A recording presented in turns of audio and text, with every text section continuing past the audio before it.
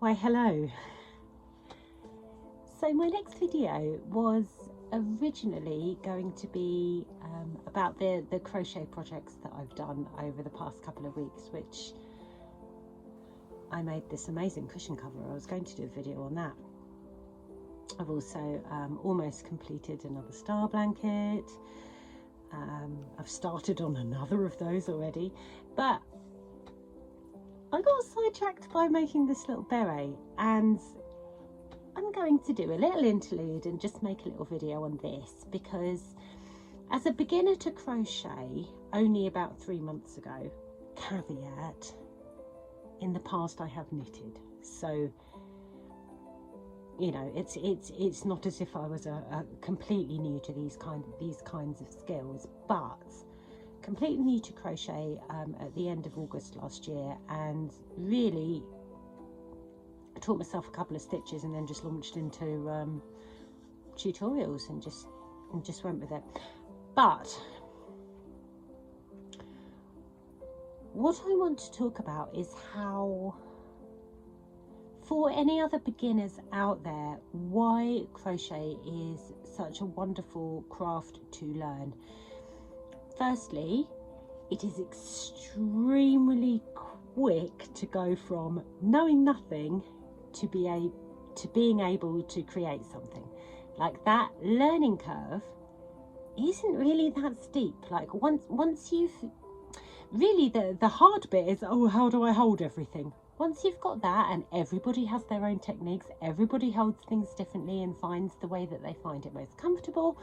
Once you have a way of controlling that tension and you understand how stitches work, really you can follow any pattern, any tutorial on YouTube and create something. And it's so wonderful because you can literally go from knowing nothing about it to making something in a week.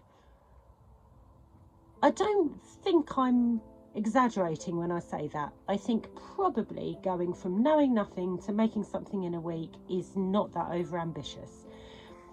So it's a wonderful, wonderful craft. And also what you can create is something functional. You can create things that are useful and bring you joy. So not only are you doing something that's calming for the mind, exercising your mind, very mathematical, it's very mindful, so you're paying attention to detail, persevering, motivating yourself, and it brings you joy because it involves colours and you know that you're going to have something at the end of it. So it's wonderful, wonderful craft. So this beret that I made, oh, isn't it beautiful? So I made this on the basis of a tutorial which I will link in the description.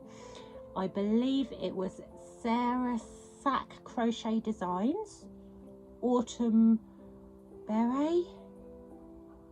I think it was probably Fall Beret because I think she's American. Now her design, beautiful, absolutely beautiful. So, and I had a very, very, very similar yarn to the one that she uses in that tutorial. But then I found this yarn in Hobbycraft. If you're in the UK, you'll understand the dangers of Hobbycraft. And I'd already ordered some of this same brand of yarn. This is James C. Beret Marble Chunky, and I've been eyeing up this brand for ages. And I've actually started my 4th Betty McKnit 6 Days Superstar blanket with the James C. Beret Marble Chunky. I'm awaiting a second colour to arrive. It's absolutely gorgeous yarn. It is very, very soft, nice and thick, but it's not super chunky. And the colours, they have, I think there must be about 50 different colour variations of it. So the choice is a little bit paralysing. This is, I think this one's called Midnight Hour. I'm trying to search it out. I've got my hair in a bun, which is why it's probably not falling right. Let me take that out. I think this one is called Midnight Hour. And look at those beautiful colours. I'm under artificial light because I'm back at the boat, but look at that. So you've got this gorgeous rich royal blue, pinks, even a little bit of sort of russet tones in there, and this vibrant puce colour. Puce, is that right? Puce? I think that's right. And look at this beautiful design with these lovely front post double crochet seams that just, it really gives it form. It's so structural and architectural, this beret, and I love it. I mean, you can just manipulate it any way you like. So I used the tutorial, but I did modify it because I think the yarn that she's using in that is slightly chunkier. Well, I know it is because the hook size recommended was, I think, 0.5 mil larger for her yarn, and it is the same as another yarn I've got. This is ever so slightly less chunky, but I used, I think, the same size hook. No, I used a smaller hook. So the stitches that I make, when she makes hers, the stitches are very loose, so it has this really sort of puffy, full, chunky feel. This is less chunky because I stitched quite densely, quite tightly. I don't normally crochet in a very tight manner, but I did for this. So I modified it slightly. So it wasn't my first experience of modifying a pattern. That's my cushion cover that's to come. But this I did because as I was following her design, because she was using a chunkier wool, obviously hers was bigger with the same stitch count. So as I was making it, I thought, ooh, this is going to be quite tight. And actually, when I looked at her pictures, and in hindsight, I think if I had followed hers exactly, it would have been fine. But it's much more structural. It has a very, very distinct shape, a very, very distinct form of flatness, and, you know, like a flat beret. I wanted mine a little bit looser. I wanted this kind of oversized drapey feel to the beret.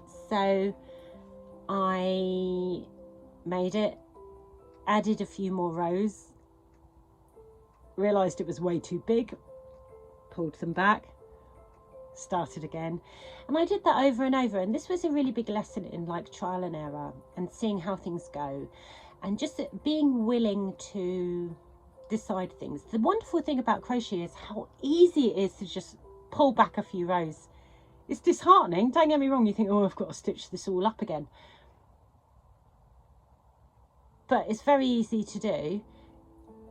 You can just unravel it and start again.